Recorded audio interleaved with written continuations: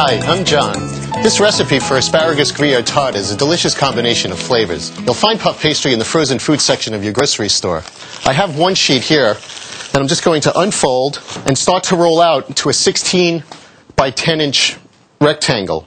Now you have to be careful when you're working with puff pastry because it consists of a lot of butter. Now I unroll it very carefully because I don't want to tear it. I preheated my oven to 400 degrees and I'm going to start by just putting a little bit of flour on the bottom and a little bit more on top.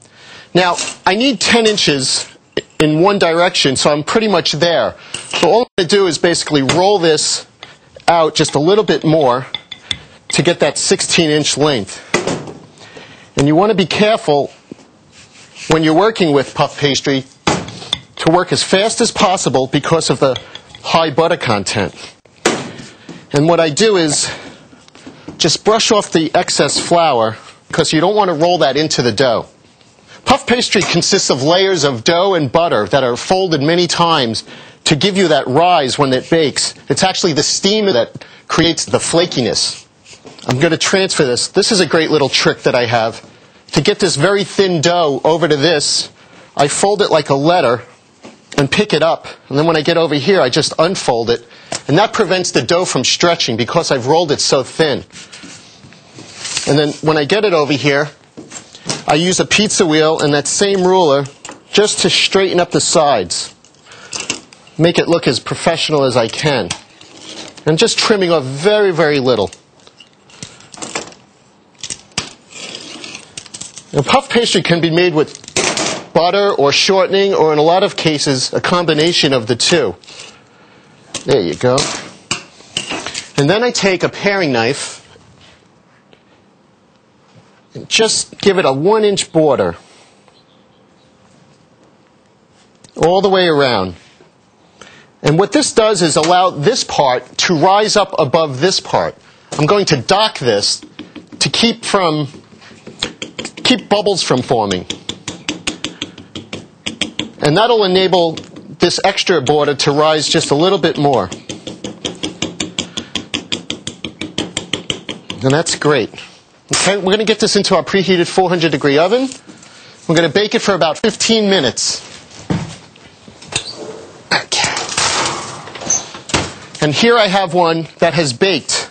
And you can see where I made that incision that came up around the rest of the dough. And over here I have 2 cups of Gruyere cheese.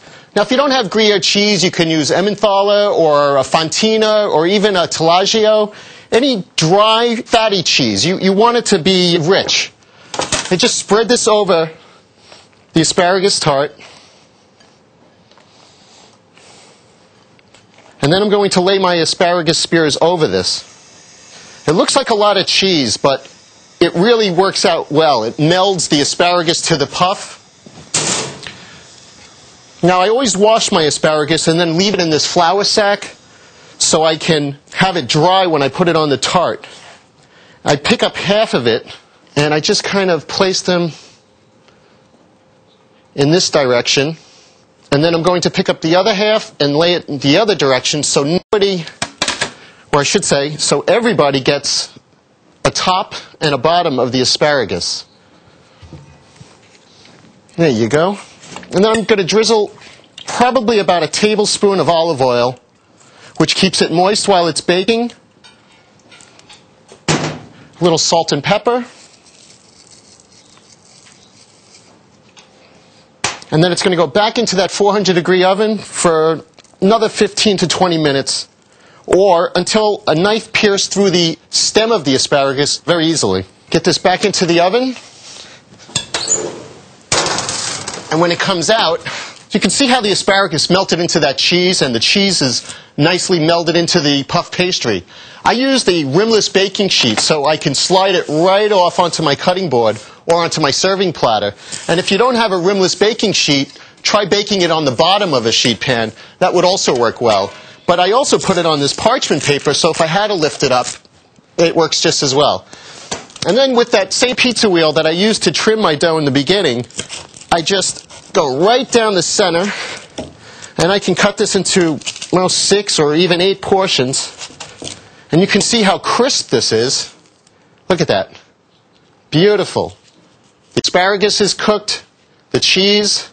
Look at how beautifully brown it is on the bottom. Everything cooked very evenly. An asparagus tart cut into 6 pieces, maybe even 8. Serve it with a salad for dinner.